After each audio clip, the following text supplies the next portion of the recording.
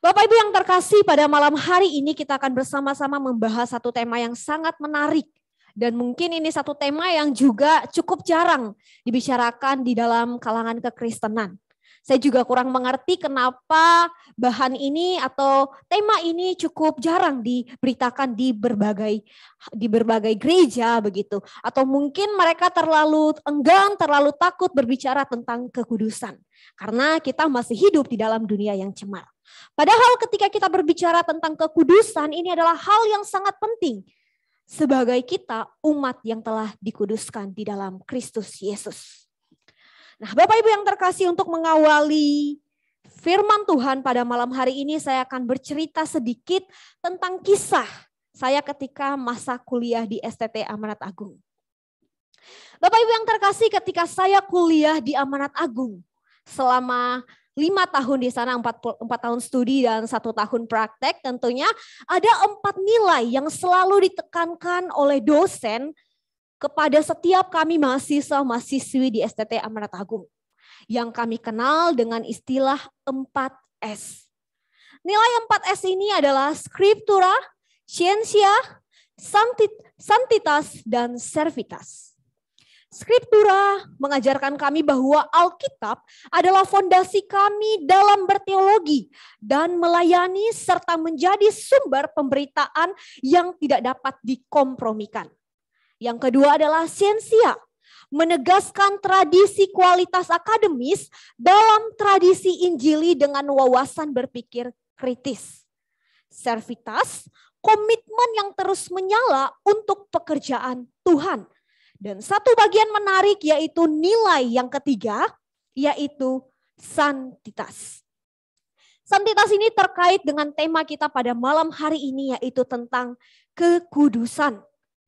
Yaitu menyatakan panggilan di dalam kekudusan. Dan kami dijunjung tinggi hidup di dalam kekudusan sama seperti Allah itu kudus. Dan terkait dengan nilai keempat, nilai ketiga dari 4S yang selalu dikumandangkan selama kami studi, yaitu santitas, kami selalu didorong untuk hidup di dalam disiplin rohani, Bapak Ibu. Dan diatur sedemikian rupa selama sekolah di STT Amanat Agung. Dengan satu sistem yang membawa kami menghidupi kekudusan di dalam kehidupan sehari-hari kami. Kami tidak boleh kompromi dengan hal ini. Oleh sebab itu dosen kampus dengan sangat tegas memberikan satu sistem yang boleh mendorong kami agar kami boleh hidup di dalam kekudusan. Tentunya dengan tidak melupakan juga nilai-nilai yang lain. Apalagi pada saat itu kampus melihat bahwa di tengah kondisi saat ini yang manusia atau sudah dunia ini sudah sangat rentan dengan dosa. Di mana pada saat ini kita sudah sangat kompromi dengan dosa dan sudah sangat membaur dengan dosa. Oleh sebab itu, maka santitas ini sangat-sangat ditekankan di dalam kami berkuliah pada saat itu dengan satu sistem yang sangat-sangat ketat sekali. Nah, Bapak Ibu yang terkasih, saya ingat sekali waktu masa kuliah begitu ya. Waktu masa kuliah ada banyak sekali aturan yang membatasi ruang gerak kami. Yang seakan-akan begitu ya, membatasi ruang gerak kami. Guna apa? Guna agar kami tidak terjatuh di dalam ketidakkudusan. Agar kami tidak terjatuh di dalam ketidakkudusan di hadapan Allah. Di dalam relasi dengan lawan jenis, di dalam berpakaian kami, di dalam bertutur kata kami, dengan sosial, dengan teman-teman kami, bahkan di dalam setiap ibadah disiplin rohani yang kami lakukan dan sebagainya. Dan tidak jarang juga pada saat itu Bapak Ibu ada banyak sekali mahasiswa yang kemudian menjadi gagal dalam kuliahnya, dalam masa pembentukannya di STT. Bukan karena dia bodoh, bukan karena dia tidak dapat mengikuti kuliah, tidak dapat mengerti pelajaran, bukan. Tetapi karena dia tidak mampu menahan dirinya terkait dengan nilai yang ketiga ini, yaitu santitas. Dia tidak mampu menahan kedagingannya untuk hidup kudus di hadapan Allah. Dia memilih untuk hidup di dalam ketidakkudusan. Sehingga banyak anak-anak yang kemudian diskors, di drop out dari kampus pada saat itu. Yang menggambarkan bahwa ini bukanlah hal yang main-main, Bapak Ibu. Terlebih kita sebagai orang percaya yang sudah dikuduskan di dalam Kristus. Ini bukan hal yang main-main tentang kekudusan ini. Dan tentang kekudusan ini, karena ini bukan hal yang main-main, maka ini pun bukan hal yang mudah untuk dilakukan atau dikerjakan oleh kita sebagai manusia yang sudah terjatuh di dalam dosa dan hidup di tengah-tengah dunia yang berdosa pada saat ini. Bapak Ibu yang terkasih, tentu hidup di dalam kekudusan tidak hanya berlaku di STT atau Sekolah Tinggi Teologi. Tentu hidup di dalam kekudusan ini tidak hanya Tuhan tekankan kepada seluruh mahasiswa-mahasiswi yang sedang dipersiapkan untuk menjadi pelayan Tuhan di gereja, untuk menjadi pemimpin gereja. Tidak, Bapak Ibu. Tetapi ini juga berlaku kepada setiap kita umat Allah, jemaat Tuhan yang sudah dikuduskan di dalam Kristus Yesus. Ini juga berlaku di dalam segala aspek kehidupan kita, jemaat Tuhan. Baik itu di dalam rumah tangga kita, di dalam dunia pekerjaan kita, di dalam dunia sosial yang kita jalani, bahkan di dalam dunia pelayanan yang setiap waktu, setiap hari kita kerjakan. Jadi kita harus menekankan ini, menggarisbawahi yang pertama bahwa kekudusan itu tidak hanya berlaku untuk sekelompok orang, untuk orang-orang terpilih saja, yaitu mereka yang menjadi pemimpin gereja, hamba-hamba Tuhan, pelayan-pelayan Tuhan, tidak. Tetapi kepada kita semua yang menjadi jemaat Tuhan. Oleh sebab itu firman ini berbicara kepada setiap kita pada malam hari ini. Mengapa hal ini berlaku tidak hanya kepada mereka yang melayani Tuhan, para pemimpin gereja dan hamba Tuhan. Mengapa? Karena Allah kita adalah Allah yang kudus. Allah yang menciptakan kita, menciptakan hamba Tuhan, menciptakan jemaat Tuhan, itu adalah Allah yang kudus. Dan Allah yang kudus menginginkan semua umatnya tanpa membeda-bedakan, tanpa terkecuali untuk hidup di dalam kekudusannya sama seperti ia adalah kudus. Seperti yang bisa kita lihat di dalam Keluaran pasal yang ke-15 ayat 11. Dikatakan, siapakah yang seperti engkau di antara para Allah ya Tuhan? Siapakah seperti engkau mulia karena kekudusanmu, menakutkan karena perbuatanmu yang masyhur. Ini menunjukkan bahwa Allah kita adalah Allah yang kudus dibanding dengan seluruh Allah-Allah atau ilah-ilah yang ada di dunia ini. Dia adalah Allah yang kudus dan dahsyat. Dia kudus di dalam kehidupan kita, sehingga kita pun dituntut untuk hidup di dalam kekudusan. Oleh sebab itu Bapak Ibu yang terkasih, malam hari ini saya akan mengajak kita semua untuk mencoba menguliti secara sederhana dan merenungkan bagian ini pelan-pelan. Sehingga kita memiliki satu gambaran, konsep atau pemahaman yang benar tentang Allah yang kudus itu. Bapak Ibu yang terkasih, kalau kita melihat dunia pada saat ini, ada banyak sekali orang yang beranggapan bahwa kekudusan berbicara tentang moralitas yang sempurna. Kekudusan berbicara tentang moralitas yang sempurna. Jadi Allah itu kudus dikatakan karena Allah sempurna secara moral. Apakah demikian? Tentu tidaklah sesederhana itu Bapak Ibu. Konsep Allah itu kudus tidaklah sesederhana itu. Allah itu kudus, ini berbicara tentang sifat Allah. Allah itu kudus berbicara tentang sifat Allah. Yang adalah tentang kemurniannya. Keterpisahan Allah dari dosa atau hal-hal yang jahat. Kalau kita melihat di dalam bahasa aslinya, itu berbicara tentang keterpisahan. Allah terpisah dari kecemaran, dari dosa, dari hal-hal yang jahat, dan dari hal-hal yang menajiskan. Dan sebab itu, hal ini membuat Allah menjadi Allah yang transenden atau tidak terjangkau, karena Dia terpisah dengan kita, manusia yang berdosa. Dia terpisah dengan seluruh hal-hal yang menajiskan, dengan seluruh hal-hal yang berdosa. Dia sangat murni, sedangkan kita dan dunia ini adalah berdosa. Saya ingat sekali ada satu buku yang pernah saya baca, itu tentang pemulihan ciptaan yang dituliskan oleh Albert Wolters. Dia mengatakan bahwa keterjatuhan manusia di dalam dosa membuat manusia terpisah dengan Allah yang kudus. Sebab Allah yang kudus tidak dapat menyatu dengan dosa manusia. Ini membuktikan bahwa memang kekudusan Allah adalah keterpisahan yang nyata antara dosa-dosa yang ada di dunia ini. Bapak Ibu yang terkasih, sehingga nggak ada seorang pun yang dapat secara langsung dapat berhadapan dengan Allah atau melihat wajah Allah yang kudus, yang mulia itu.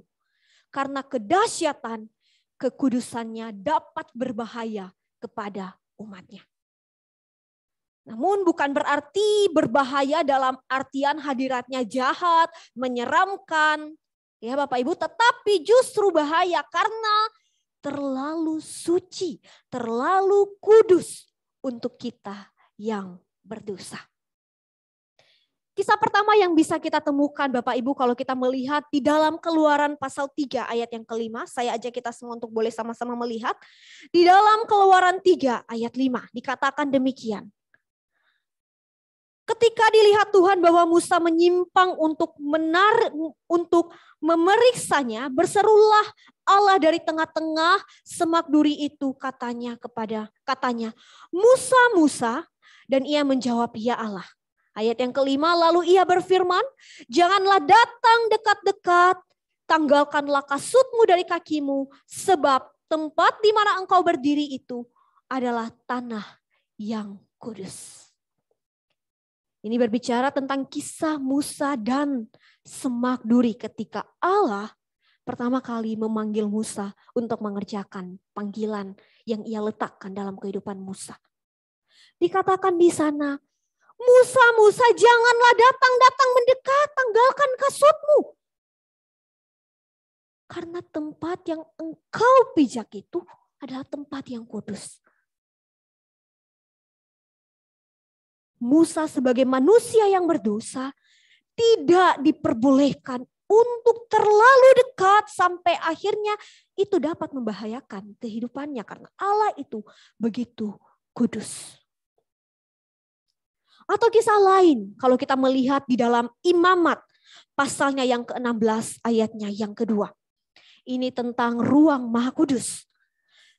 Firman Tuhan kepadanya, katakanlah kepada Harun kakakmu supaya ia jangan sembarang waktu masuk ke dalam tempat kudus di belakang tabir. Jadi tidak sembarang orang pada saat itu kalau kita melihat dalam perjanjian lama, itu boleh sembarang menghadap Tuhan, sembarang menghadap ruang yang Maha Kudus. Kenapa? Ketika mereka dengan sembarang menghadap kepada Tuhan dengan masuk ke ruang Maha Kudus, maka mereka bisa mati. Ini menggambarkan kepada kita bahwa Allah itu kudus digambarkan di dalam perjanjian lama. Sungguhlah Allah yang betul-betul terpisah dengan umatnya. Terpisah dengan segala keberdosaan umatnya. Dia tidak boleh sembarangan ditemui. Kita juga tidak boleh terlalu menghadap dia. Kita tidak boleh menghadap dia. Sebab apa? Sebab kita bisa musnah. Karena dia Allah yang begitu suci. Kekudusannya begitu dahsyat dibanding kita manusia yang sudah jatuh di dalam dosa. Bapak Ibu yang terkasih, kisah-kisah ini menggambarkan bahwa Allah jelas sekali memperkenalkan dirinya sebagai Allah yang kudus. Dan gak sembarang orang boleh berinteraksi dengan Allah yang kudus ini. Bapak Ibu yang terkasih, menariknya ketika kita berbicara tentang Allah yang kudus ini, tentang Allah itu kudus. Sebenarnya ini juga tidak dapat dipisahkan dengan kasih dan keadilannya. Ketika kita berbicara bahwa Allah itu kudus, maka secara tidak langsung ini mengaitkan kita juga untuk berbicara tentang Allah itu kasih dan adil dalam kehidupan kita. Mengapa demikian Bapak Ibu? Sebab Allah itu kudus, membenci dosa. Karena dia kudus, dia membenci dosa, dia terpisah dengan dosa, dia membenci dosa atau kecemaran. Maka kita dipanggil dan dituntut sebagai umatnya agar hidup di dalam kekudusannya sama sepertinya. Mengapa? Karena dia mengasihi kita dan membenci dosa yang dapat menghancurkan atau membawa kita ke dalam kebinasaan. Kalau kita bisa lihat sama-sama di dalam Roma, ya Bapak Ibu yang terkasih, kita lihat di dalam Roma pasalnya yang ke-6 ayat yang ke-23. Sebab upah dosa ialah maut. Maka Allah yang kudus itu tidak menginginkan kita jatuh di dalam dosa, ketidakkudusan. Oleh sebab itu, Ia mengasihi kita di dalam keadilannya. Dia mengasihi kita dengan keadilannya, dia memproses kita, membawa kita, membentuk kita agar kita tidak terjatuh di dalam ketidakkudusan. Oleh sebab itu berbicara tentang kekudusan Allah tidak bisa dipisahkan dengan kasih dan keadilan Allah. Bagaimana mungkin kita katakan Allah itu kudus tetapi Ia tidak mengasihi kita dengan membiarkan kita terus kompromi dengan dosa, membiarkan kita terus jatuh di dalam dosa. Tidak. Tetapi Allah itu kudus berarti Ia juga menginginkan kita kudus sehingga Ia menyatakan kasih-Nya dengan tidak membiarkan kita kompromi dengan dosa, mengadili kita di dalam keadilannya yang sungguh-sungguh mulia. Bapak Ibu yang terkasih, sekali lagi Dia mengasihi kita dan membenci dosa yang dapat menghancurkan dan membawa kita ke dalam kebinasaan. Dan untuk memurnikan itu, maka Allah menunjukkan kasih-Nya di dalam keadilannya dengan memurkai dosa-dosa kita dan memproses kita atau memurnikan kita hari demi hari sehingga kita layak di hadapannya. Kita layak di hadapannya, kita dikuduskan di hadapannya. Bapak Ibu yang terkasih, hal yang perlu sekali kita pahami di dalam iman kekristenan bahwa kisah kematian Yesus Kristus di kayu salib itu menjadi titik tertinggi tentang kekudusan Allah. Itu menjadi titik tertinggi kekudusan Allah yang di dalamnya terkait dengan kasih kepada umatnya. Sehingga penghukuman yang seharusnya kita terima karena kita sudah terjatuh di dalam dosa, kita diadili, Dia menghukum kita seharusnya yang ditangguhkan kepada kita. Tetapi ditanggungkan kepada anaknya yang tunggal, Yesus Kristus. Yesus diadili dan menerima penghukuman akibat dosa-dosa kita. Supaya apa? Supaya kita dibenarkan, dikuduskan, dan dilayakkan di dalam hadirat-Nya yang kudus. Kita bisa lihat sama-sama di dalam Yohanes pasal yang ke-17, ayatnya yang ke-18 dan 19. Sama seperti Engkau telah menguduskan aku, yaitu Yesus, ke dalam dunia, demikian pula aku telah mengutus mereka ke dalam dunia. Dan menguduskan diriku bagi mereka, supaya mereka pun dikuduskan dan dalam kebenaran. Itu hal yang perlu sekali kita syukuri di dalam iman kekristenan kita. Bahwa di dalam kekudusan Allah, Ia menyatakan kasih-Nya. Ia tidak membinasakan kita yang seharusnya menanggung hukuman dosa itu. Tetapi Dia memberikan Kristus bagi setiap kita. sehingga kita dikuduskan dalam kebenarannya. Bapak Ibu yang terkasih, oleh sebab itu, hal yang penting dan sangat perlu untuk kita lakukan sekarang adalah bagaimana kita terus berjuang hidup di dalam kekudusan sebagai umat Tuhan, jemaat Tuhan yang sudah dikuduskan di dalam Kristus Yesus. Sehingga kita bisa layak di hadapan Allah kita yang kudus. Sebab kita semua tahu bahwa kita dipanggil untuk hidup kudus sama seperti Allah itu kudus. Di dalam Imamat 20 ayat 26 jelas sekali dikatakan demikian. Imamat 20 ayat 26. Kuduslah kamu bagiku sebab aku ini Tuhan.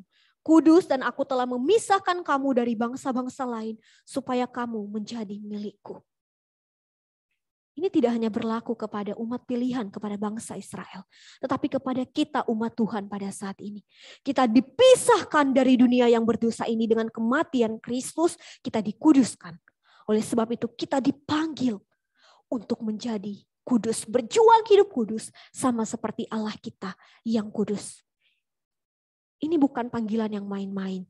Tetapi ini panggilan yang serius di dalam iman kekristenan kita. Atau hal lain di dalam 1 Tesalonika pasal yang keempat ayat yang ke-7. Ketika firman Tuhan berkata demikian. 1 Tesalonika pasal yang keempat ayatnya yang ke-7. Allah memanggil kita bukan untuk melakukan apa yang cemar, melainkan apa yang kudus. Ketika kita telah dikuduskan di dalam Yesus Kristus, maka panggilan kita bukanlah untuk mengerjakan hal-hal yang cemar, tetapi kita harus sadar, kita dipanggil untuk mengerjakan hal yang kudus. Karena ingat sekali lagi kita sudah dikuduskan di dalam Yesus Kristus, mengalami keterpisahan dengan dunia yang berdosa ini. Bapak Ibu yang terkasih, sekali lagi kematian Kristus di kayu salib sudah cukup jelas menunjukkan kepada kita bahwa kita telah dipisahkan dari dosa dunia ini dan dikuduskan kembali di hadapannya. Oleh sebab itu mari kita terus berjuang untuk hidup di dalam kekudusannya. Namun yang menjadi pertanyaan terakhir bagi kita adalah bagaimana kita bisa hidup di dalam kekudusan itu. Bagaimana caranya kita bisa hidup di dalam kekudusan itu? Kita bisa melakukan itu dengan menjauhi segala yang cemar, dengan hidup dipimpin oleh Roh. Kita menjauhi segala dosa, segala kenajisan itu dengan hidup di dalam Roh. Kita lihat sama-sama di dalam Galatia pasalnya yang ke-5, ayatnya yang ke-16 hingga ayatnya yang ke-25. Dikatakan di situ hidup menurut daging atau roh. Kalau kita mau hidup di dalam kekudusan Allah, maka kita harus berani memilih untuk hidup dipimpin oleh Roh sehingga kita tidak jatuh di dalam kecemaran dosa. Sebab di sini dikatakan, maksudku ialah hiduplah oleh Roh, maka kamu tidak akan menuruti keinginan daging. Keinginan daging apa? Keinginan daging yang dapat membawa kita ke dalam dosa-dosa dunia ini. Ke dalam hal-hal yang bertentangan dengan kekudusan Allah. Seperti apa itu? Yaitu perbuatan daging yang telah nyata, percabulan, kecemaran, perseteruan, perselisihan, iri hati, amarah, kepentingan diri sendiri, percideraan, pesta pora, dan sebagainya. Bapak Ibu yang terkasih, oleh sebab itu marilah kita memberi diri untuk menjadi tawanan Roh, dipimpin oleh Roh, sehingga kita dapat menjauhi segala keinginan daging ini yang tentunya bertentangan dengan kekudusan Allah. Kita terus membawa diri kita untuk menjadi milik Kristus, sehingga kita dapat dipimpin oleh Roh. Ayat yang ke-24. Barang siapa menjadi milik Kristus Yesus, ia telah menyalibkan daging dengan segala hawa nafsu dan keinginannya. Jikalau kita hidup oleh Roh, baiklah kita juga dipimpin oleh Roh. Kalau kita sungguh-sungguh memaknai kita adalah orang yang telah ditebus dari segala keberdosaan oleh Kristus dan telah dikuduskan. Mari kita sungguh-sungguh memaknai karya penebusan yang akan kita peringati sebentar lagi. Sehingga ketika kita memaknai itu dengan sungguh dalam hidup kita, maka kita akan membiarkan Roh-Nya yang kudus untuk boleh memimpin kita di dalam kehendak-Nya yang kudus. Dan tentunya membawa kita menjauhi dan meninggalkan kedagingan, keinginan, kehendak kita semata. Bapak Ibu yang terkasih, menjauhi segala hal yang cemar dengan hidup dipimpin oleh Roh. Dan ini hanya kita boleh dapatkan ketika kita sungguh-sungguh menjadi milik Kristus. Menyadari dengan sungguh akan karya penebusan itu dalam hidup kita. Dan membiarkan diri kita menjadi tawanan akan Roh Kudus. Bapak Ibu yang terkasih, yang menjadi pertanyaannya pada saat ini, ketika kita diajarkan pada malam hari ini, kita harus dipaksa, bukan dituntut untuk menjadi kudus. Baik itu di dalam rumah tangga kita, di dalam relasi sosial kita, di dalam sekolah, di dalam pekerjaan, bahkan di dalam pelayanan. Ada satu yang menjadi masalah adalah banyak orang Kristen yang berkata terkait dengan pelayanan. Aduh, kayaknya aku nggak bisa pelayanan dulu karena aku merasa aku ini orang yang nggak kudus. Aku terus melakukan dosa, aku nggak kudus di hadapan Allah. Bagaimana mungkin aku mau melayani Tuhan, aku ini nggak kudus. Banyak orang yang menjadikan itu sebagai alasan. Tetapi saya ingat ada satu artikel yang dulu pernah saya baca di sekolah, di kampus begitu. Saya lupa judulnya, tapi itu pernah saya baca dan itu selalu saya tanamkan dalam pikiran saya. Bahwa ketika kita melayani, janganlah kita menjadikan kekudusan itu sebagai standar yang paling tinggi yang membawa kita akhirnya kesulitan di dalam melayani. Bukan berarti ini berkata kekudusan itu tidak penting. Kekudusan itu sangat penting. Kita jangan salah paham Bapak Ibu. Kekudusan itu sangat penting. Tetapi jangan sampai karena kita terlalu menekankan standar kekudusan itu di dalam kita melayani Tuhan. Sampai akhirnya kita membandingkan diri kita. Aduh aku gak kudus. Kita gak mau melayani. Karena kekudusan itu adalah proses seumur hidup. Dikatakan di artikel itu. Proses seumur hidup yang akan terus kita lalui dalam hidup kita sebagai orang percaya. Dan mau sampai kapan kita menunggu kita totalitas kudus di hadapan Allah. Oleh sebab itu jangan kita membuang waktu yang sia-sia. Mari kita ingat kita sudah dikuduskan di dalam Kristus. Tetapi sekalipun begitu kita adalah manusia yang terus jatuh dalam dosa. Oleh sebab itu kita meminta Tuhan untuk memimpin kita. Dengan Roh-Nya yang kudus. Menjadi tawanan Roh. Sehingga ketika kita jatuh dalam dosa, kita dikuduskan kembali. Kita datang kepada Tuhan. Dan percayalah bahwa ketika kita sungguh-sungguh menghidupi ini dalam hidup kita, menjadi tawanan Roh dan hidup dalam kekudusan, kita bisa pelan-pelan, kalimat Pak Yakub tadi, bertransformasi. Kita mengalami transformasi di dalam Tuhan. Ingat, jangan sampai menunggu kita kudus 100%. Karena di dunia ini kita tidak mampu sempurna kudus 100%. Kita akan mengalami itu nanti di dalam kekekalan. Tetapi di dalam dunia ini tugas kita adalah kita membiarkan diri kita untuk dimurnikan hari demi hari, diproses hari demi hari, menanggalkan kedagingan kita dengan menjadi tawanan Roh. Bapak Ibu yang terkasih, hal-hal praktis terakhir yang ingin saya sampaikan adalah, ini disampaikan oleh konselor saya ketika masih di STT. Mungkin ini bisa mendorong kita untuk boleh hidup di dalam kekudusan di hadapan Allah, tentunya dengan dipimpin oleh Roh Allah. Yang pertama mungkin ketika kita adalah orang yang sangat mudah terjatuh di dalam pornografi, orang yang mudah sekali jatuh di dalam sexuality yang salah di hadapan Allah. Kalau kita tahu bahwa kesendirian itu membuat kita jatuh di dalam pencobaan itu, di dalam hawa nafsu yang berlebihan, dalam seksualitas itu, marilah kita membiarkan diri kita meninggalkan kesepian. Kalau kita sudah sendiri dan ada niat untuk melakukan itu, kita segera cari kegiatan lain agar kita tidak terjatuh di dalam seksualitas, di dalam pornografi sehingga kita tetap kudus di hadapan Allah? Ataukah kita menggunakan mulut kita ini untuk mengatakan hal-hal yang tidak berguna, berdusta di hadapan Allah, berdusta di hadapan manusia? Kita belajar menahan mulut kita untuk tidak banyak berbicara. Ketika kita marah, ketika kita adalah orang yang marah, pemarah, kita tidak mampu menyatakan kekudusan Allah di dalam emosional kita, mari kita belajar untuk menenangkan diri terlebih dahulu. Ketika kita marah, kita tenang lebih dulu mengerjakan hal lain. Sehingga ketika kita sudah tenang, barulah kita berbicara dengan orang yang sedang bermasalah dengan kita. Bapak Ibu yang terkasih, kita bisa lakukan hal-hal ini di dalam kehidupan kita secara praktis. Sehingga ini boleh mendorong kita, membawa kita, dan menolong kita untuk tetap hidup di dalam kekudusan Allah.